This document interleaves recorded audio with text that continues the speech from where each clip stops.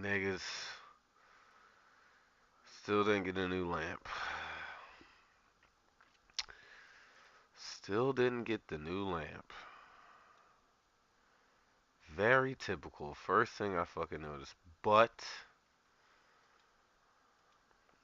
yo, that fucking shooting, bro. That nigga killed like all them Jewish people, bro. Those niggas. Those Muslim niggas. That shit is crazy. That shit is wild. I'm not even gonna get into that right now, though. We're going to go to.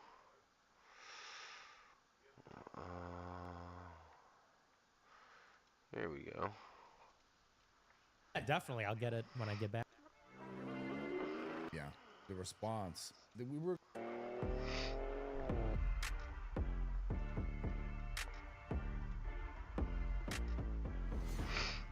Back again. How was your Thanksgiving? Good. It was good, very good. Yeah. Yeah. And I was trying to plan this for some time, and it was kind of last minute. You were just like, I'll do it because you were in LA for like Thanksgiving stuff. But I appreciate you coming back on. Genuinely, that was probably one of the cooler episodes that I was able to do, and the response, you could see how much people love you, even outside of your platform that you're sort of native to. And I guess the first question I have for you about this, in regards to your whole journey, why do you think people are so connected to you? What do you think makes people so connected to you? Lately or just in general? It's interesting because like in general, and I answer more lately, because I think it all kind of coincides, but I want to hear your perspective. Well, I've been doing this for 10 years, and the message has never changed. I've been doing it since 2017, and, the tone has changed a little bit. I've gotten older, and I've refined my positions. But it's always been really the same principle, which is America first, and usual kind of stuff. And when I started, I was radioactive. Nobody wanted anything to do with me, and nobody agreed with me. Even within my circles on the very far right, I was sort of a pariah. And I think the reason that people have come around now, I think the country changed. Yeah. I think that especially after the pandemic, I think it was kind of all downhill after that. Yeah. Because that's when people really got affected by the corruption, the lies. People lived it firsthand, and it affected them on a deep and personal level because they were confined to their houses, had to get vaccinated, people died. And I think that's when a lot of the credibility of the institutions and the narrative that they push started to fall apart. And I think it kind of totally collapsed soon after that. I think the other big precipitating cause, shortly after the pandemic, Elon bought Twitter. Yeah. And so we had total free speech on X. And lately, you've also had free speech on Instagram and YouTube. Yeah. They kind of caught up with X. I'm sorry. Yeah, sure. Do you see all the clips and the things? Do you see, do you go on Instagram? Do you have an Instagram? Can you see what people are saying? I can't. Bro, it is insane. So you don't have an Instagram account that you No. And I make a burner every now and again. They always get banned. Dude, the things people say about your content is it might be some of the funniest on the internet. I don't know. So you haven't seen the memes of you and Candace? And, I see those. I see the clips. Okay, Yeah. Okay. Or you you dunking a basketball in slow motion. Yeah. It's you become this for lack of a better term, I guess a star on the internet. And the reason why I asked you that question was, from my perspective, from the outside watching it, is I think a lot of the things you talk about, people have thought about for a while and for a long time. And I want to get into this conversation about the white nationalist kind of ideas, because I think a large portion of the people who follow you and who are engaged with you, besides the fact that you tell the truth on a lot I think of I go different queen subjects to that people have been afraid to talk about for F7, right? Because I'll never forget when I first got into and I think I told you this off camera last time, when I first got into making content in 2011, 2012, 2013. I take, he takes. There was three things you knew you can never talk about. Mm-hmm. And I'm not like I wasn't a big popular guy. That I didn't have a big following on YouTube. I was just kind of starting out on Instagram, and I started to transition to YouTube. And you always knew it was like not good. you couldn't say racist things. You couldn't say like you couldn't talk bad about black people. That was one. Right. Like maybe You couldn't talk bad about gay people. That was two. And you couldn't talk about the Jews. And it was, and I'll never forget it. I remember I'll go here. it always felt like the first two were like, you kind of could. Right. It would offend people. The third one was if you talked about that group of people, it was like you knew there were repercussions for sure. Right. And so I think it's interesting how over time it's become, and I want to get into like why I think this is happening, but more specifically to you, I think a part of your popularity, because I did the podcast with you, and I wanted to talk to you about this when you came back, was I probably had at my gym personally 6 different people who are, I had an electrician come here, and he was like, yo, I really appreciate the interview you did. Thanks for doing that. Like, we need to like platform more of these people that don't always have like the mainstream narrative idea. I had a couple of like gym bros come up to me and talk about, yo, I really appreciate, like real people. And we'll get into this because it has to do with what I want to talk about later. But the thing that I said, well, why do you like Nick? Why do you like his content? And I'm talking about the electrician. Go there. I got an idea. The gym bro was a Mexican. I'm thinking dude. sneak him over here. And we were He's having good. this conversation. He's like, Throw I think him up the reason here. why he said specifically was because you tell the truth on a lot of things. And you say a lot of the things that people. So I think I'll run for with a very that. long time, I feel like have been. He's got a free oh, pawn I don't know low if key, can which I really don't say like. this. Right. And so I think that's why you garnered so much love from all types of people. Because I don't know if you know this, but like when I reference those funny videos, like where you're saying like, I'm not going to say the word. I know you say the word, but you're like, can a N-word breathe? You know, like, and people, I read the comments and it's like black people being like, nah, he gets the pass. Like they're just like, for some reason when he says it, it's like, it's okay. Like, it's funny to see that, you know, you're kind of beyond the political side of it. Here, it's just right? the nature, I think, of the control or the censorship or the you can't do this or you don't do that or this word is so bad, because that got so, and that's why I was referencing back like 2011, 2012. Everyone was so afraid to say anything that was like just anything outside of the politically correct, you know, thing. Right. And I think that's the core of why you have so much success, because you do it in a way that, you know, it's, I think it's Castle not, first. it doesn't feel hateful. Can't Castle? Right. Oh, Sometimes. Sometimes, not all the time. But it feels playful. Right. And I think it makes people go, yeah, like this is not as serious as it should, because Go here. outside of you, like I've noticed that, which is like there's another content creator at my gym, black guy, makes funny videos, some like, you know, like reverse racism type content. It's hilarious. And he's like, yo, I love Nick. He's like, dude, you got to bring him in the gym. I want to meet him so bad. So it's like you have these real people who are really like excited that you're having success.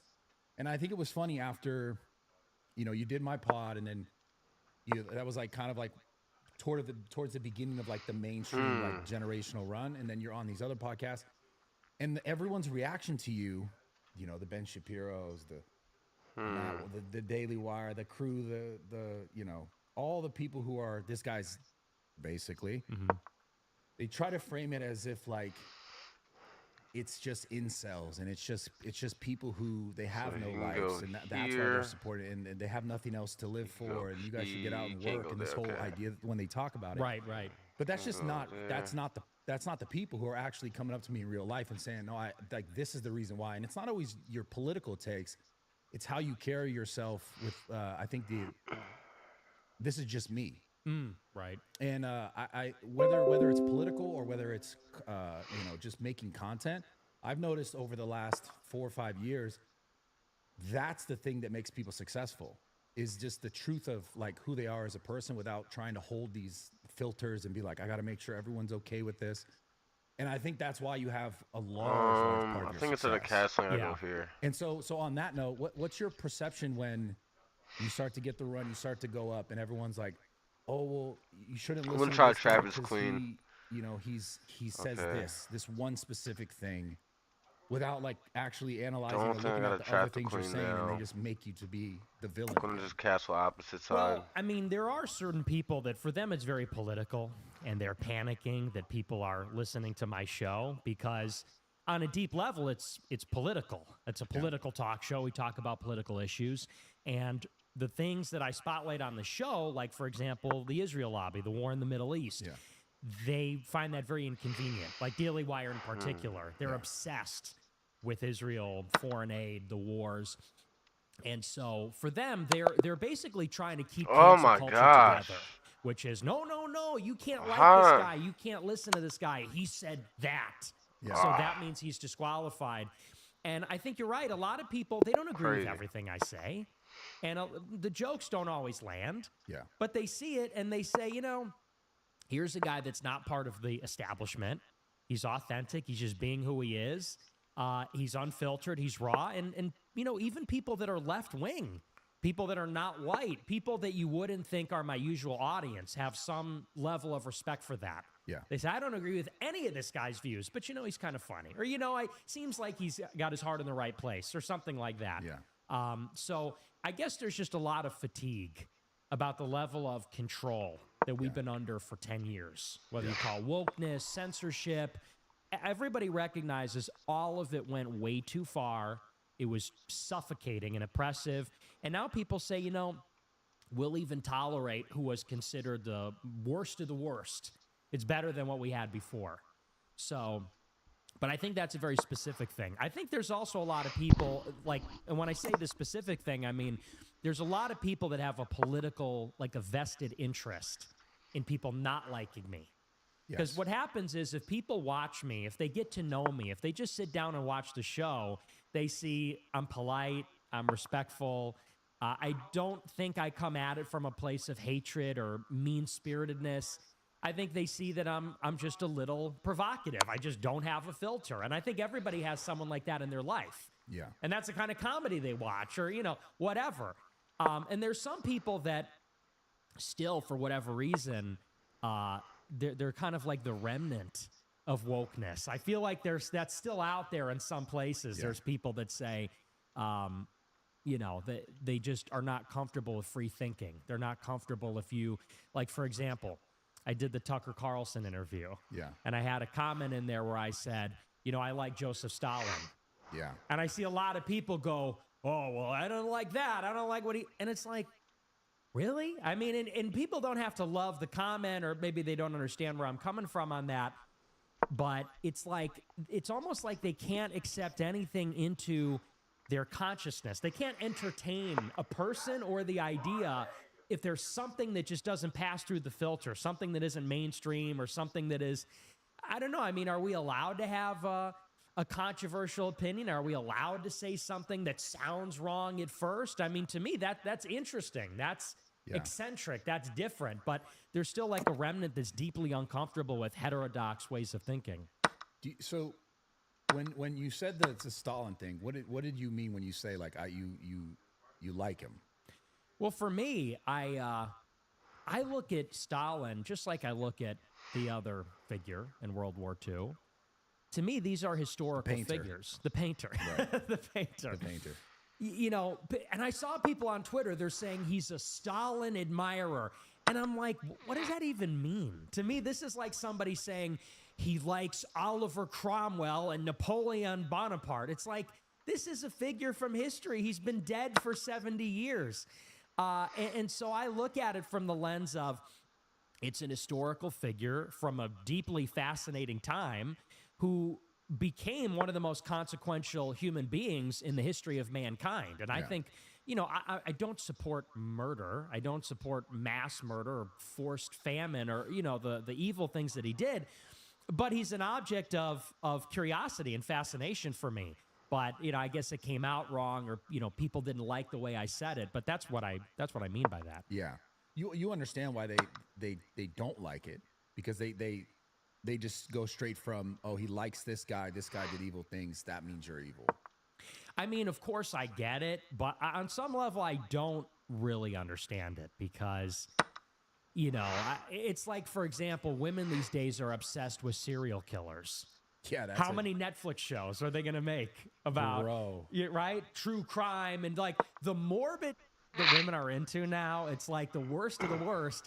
And and Luigi Mangione, Yeah. they were sending him their panties, Yeah. kissing with like lipstick. They're like kissing letters and spraying it with perfume. I say I like Stalin, and everybody loses their minds. But I think that's just free thinking. I think that's just, maybe because I'm an intellectually very open and curious person. To me, I see This nothing guy is wrong clean with it. But forked. for Wow. other people, I guess it LOL. signals that I'm a messed up person. Yeah, it's crazy. Don't know how that It's, happened. I get it. Worked I out. understand both sides of it. Also understand why they go. Oh, look. He said that. Like he's because obviously they want to frame you in a way that is negative, right? Right. So Wow, did he just this give like whole, his little brother like the Ben sticks or? Shapiro, Mark Levin, these guys who the thing that I don't understand with them is how they don't see themselves in it.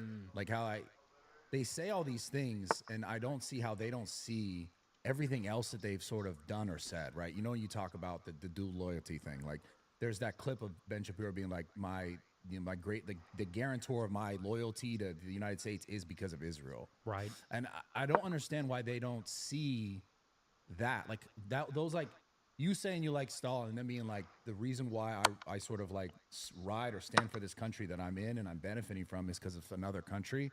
I don't understand how they don't see the issue there when most people hear that and see that. Right.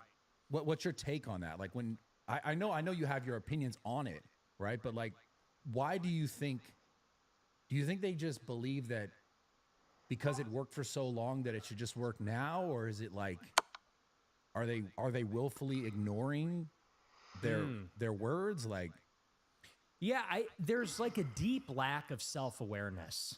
Because when these people put this content out, you have to say to yourself, like for example, even on a different subject, Ben Shapiro, he's in the middle of all this controversy lately. Everyone's criticizing him. And he goes on a show and says, if you can't afford to live in your house, it's like, what are you thinking? How did you think that was going to play? He goes and says, if you can't afford to live in your city, go move somewhere else. You don't deserve. Yeah, and it's like, do you hear yourself? Do you hear how that sounds? And I genuinely think they don't. And here's why. We have to realize that, like someone like Shapiro, for example, he came around pretty early on, but he really hit his stride like 2015, 2016.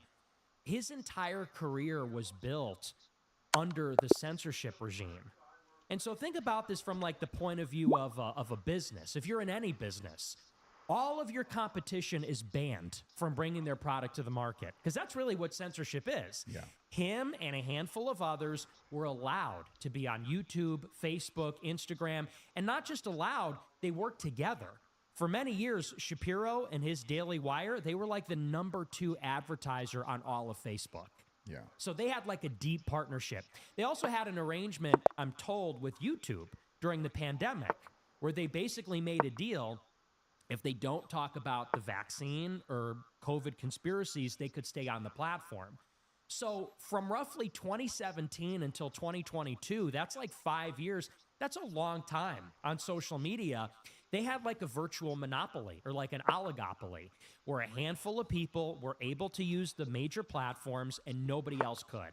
Gavin McInnes, Jared Taylor, me, Sam Hyde, Alex Jones, like all the big people were wiped out, literally just could not be on the platforms. And so I think what happened is they got really comfortable, and I think that muscle kind of atrophied. Because without the competition, without the resistance, they weren't able to develop arguments. They weren't able to develop, how do you defend against somebody like me? They didn't have to think about that because I was just banned. So they could sort of safely ignore that and pretend that didn't exist. This kind of, you could call it a critique of Ben Shapiro from his right or from a different perspective other than the left. Yeah. He was used to debating socialists and blue-hair college students. Then people start to challenge him from a different perspective, and suddenly he literally cannot deal with it. He doesn't have the antibodies, let's say. And so I think that censorship made them weak. And it actually made people like me stronger. Yeah. Because existing in the underground, you had to fight for your life to survive, to have an audience, to keep people coming in. You really had to be the best of the best, have the funniest clips, the best talking points, information, whatever. And I think now that we're on a level playing field, it's like when Batman fought Bane in Yeah. Dark Knight Rises. It's Too like easy. victory defeated you. Yeah. We're here breaking your back now. So Yeah. I think that's really what did it. All right, so this next point is a little conspiratorial on my part. Dude, what if you're the greatest psyop of all time? For who? for them. Like so hear me out. I'll give you the I mean, obviously this happened, right? And when I say this, I mean they wanted Biden to win. That's like it was like Trump, Biden, they wanted Biden to win, and then Trump had all these legal issues. Got this massive donation. Then they're like, okay, Trump's our guy now because this guy's failing. What if on the social media space, because here's the point that I'm trying to make. And I don't know if we've talked about this before, but I know you're aware of this. Obviously, CNN, Fox, all these mainstream things that have sort of, psyoped us over all these years for everything to believe this, believe that. They knew it was dying. They saw it. So hear me out when I say this. There's no way they believed or they go, this is dying, hands up, we're not fighting. I don't believe that. I believe that they knew social media was going to end up being this way. So in my head, I look at Tucker, I look at you, I look at Candace, Piers Morgan, all these people, I would say like the bigger political pundits and commentators. One of them or all of them, or some of them, have to be involved somehow with the narrative. Whatever narrative, it's up for debate. But I think there's no doubt that the powers that be just go, hands up, we're not going to play this game anymore, right? It's very obvious that Ben Shapiro was a part of that from the inception. But what if they recognized our ship is sinking here? Who are people listening to the most? Who are they connecting with the most? That's who we need to back. And the reason why I mentioned Trump was that's kind of what happened, where it's like, okay, people are really riding with Trump because he's saying these things and he's rallied this like real core cult fan base. There's no denying that. Next thing you know, he gets a ton of money. He gets all the donations. He gets to get out of all his legal issues. And now he's our president. I'm saying, like, what if from a crazy perspective, it was like, imagine they did this, when did you start making content? 17. 17. They were like, maybe that's our guy.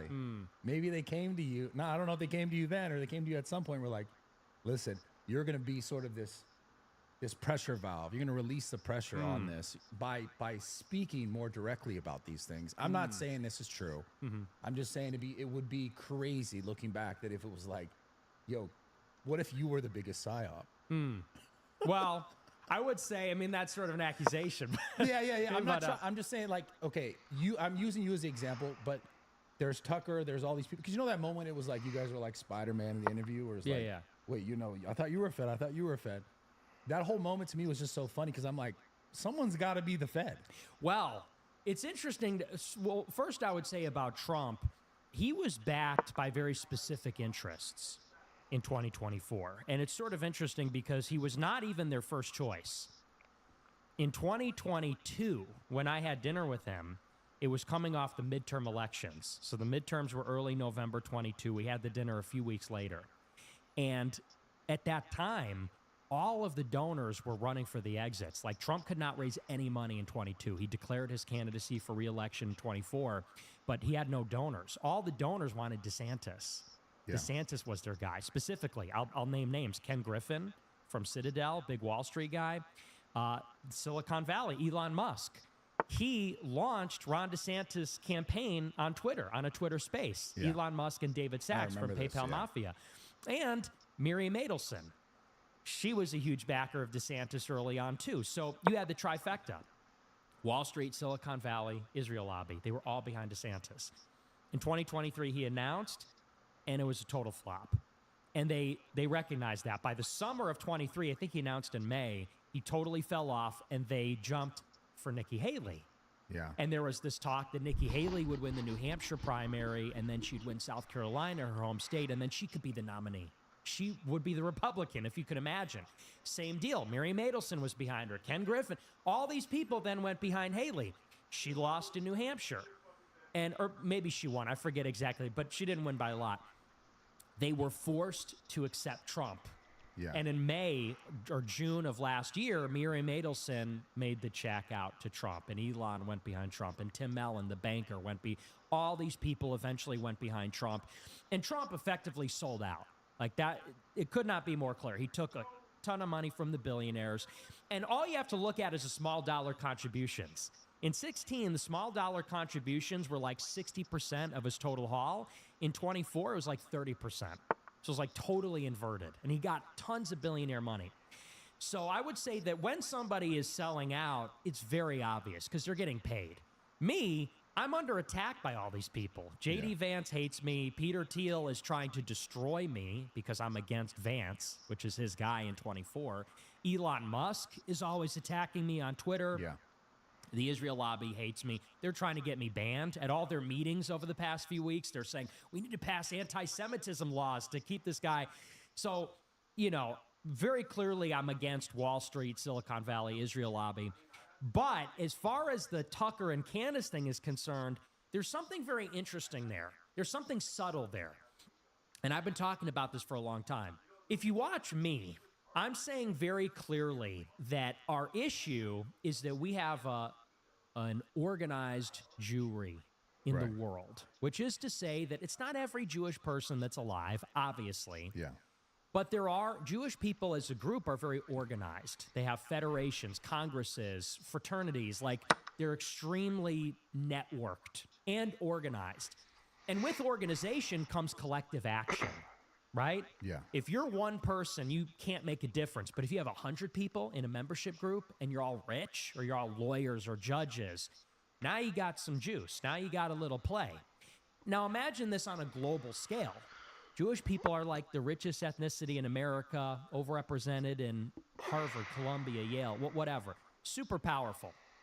Now, that's fine. I mean, God bless them. Good for them. They have a very strong identity, and they're very successful. I think largely because they're smart, they're educated. That's a big part of it. But they also help each other. Here's the issue. They put their tribe ahead of their nation, and that can be a conflict of interest. Now, that's what I say. What Tucker and Candace say is completely different. They come out and they say, no, we don't have a problem like that, and we don't even have a problem with Israel per se. They say we have a problem with specific policies of the Israeli government and Netanyahu. And when Candace asked me to do her show, was this a big reunion? Did we have a great time? No. She tried to put the screws in me, and she interrogated me and said, do you hate Jewish people for being Jewish? Do you hate Dave Smith because he's Jewish? And I said, no. I said, I don't hate You gave me any. Dave Smith's number, by the way. What's that? You gave me Dave Smith's number. I did, yeah. And I like Dave. Yeah. I love Dave, actually. He's a great guy. But what they were effectively saying is, because you talk about Jewishness, you're an anti-Semite. And I said, look, I don't hate them, and I don't hate individuals, or I'm a Christian. I don't hate anybody, actually. And in particular, Christians have a special respect for Jews. We call them a witness people because they witnessed the revelation by God in the Old Testament and the Passion of Christ. Anyway, so she brings me on the show and says, you talk about Jews, you're an anti-Semite. The real issue is like the neocons in Israel. And I said, that's just BS. Clearly it's bigger than that. Then she goes on the show with Tucker. And for 15 minutes, they talk about me and say, yeah, he's like David Duke. He's a Fed. He's a real anti-Semite. He's a weird kid in his basement. So I call out Tucker. Tucker has me on the show. I think it's a good conversation. Now he's going around everywhere and saying, well, I agree with Nick on some things, but not his anti-Semitism and Jew hatred. Oh, so there's that line again. So there's like a triangulation here. Tucker, Candace, me. And it seems like they both brought me on their show to either lecture me or interrogate me or to maybe create space between us and say, no, you're a Jew hater. I'm critiquing Israel's policies. And so there is a gulf between us, but the difference is they're still in on it. They still think Israel's our ally. They still have, they're still part, maybe 1 foot in on the organized Jewish lobby, and I'm totally independent of that. I would say that's the distinction between us. So you'd say that. So they're the feds then. Yeah. Yes. It's crazy. But you had a good convo with Tucker. Yeah, I did. Obviously, the Candace thing went a bit different. The conversations that you guys had, I know I guess, I don't know if he has dinner with all his guests prior, but the conversations you had there, obviously a little more personal, wasn't on the internet, obviously. What was that like? Did you feel like it was weird or like? It was very weird. It felt like a cop interrogating me, and I knew it would be like that. Like, so we're talking, and it's sort of like, he was friendly, but friendliness can be authentic or inauthentic. But there was, like, I would say, an intensity there. There was a tension, even though it was friendly. There was like a deep tension masked by friendliness. And so we'd be talking and laughing, and, he's doing his laugh, like, oh, he's doing that. And then he'd be laughing 1 second and then stop on a dime and say, so you took money from Peter Thiel. And you've seen him do it on his show. He's got like this agility, this like range. And by the way, that's not true. So, but he'd be laughing, oh, haha, that's true. You took money from Peter Thiel. That's like a real thing that he said to me. And I said, what? No, I didn't take money from Peter Thiel. He goes, oh, okay, I believe you.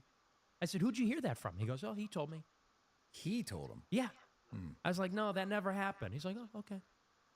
And it was sort of like, and he was there was like a lot of weird questions he was asking me about obscure people that like a massive audience wouldn't know, but that if you're in this political space, you would know, or maybe problem people or disruptive people. And so I would say that it was sort of an uncanny, uneasy kind of dinner. And I wasn't talking about it, but then the New York Times called me and said, hey, Tucker said you were really nervous at the dinner. Is that true? I said, well, I thought he was going to kill me. So, yeah, I was a little nervous. Like, I didn't think he was going to blow my plane up on the way there or something. But yeah, so it was sort of strange.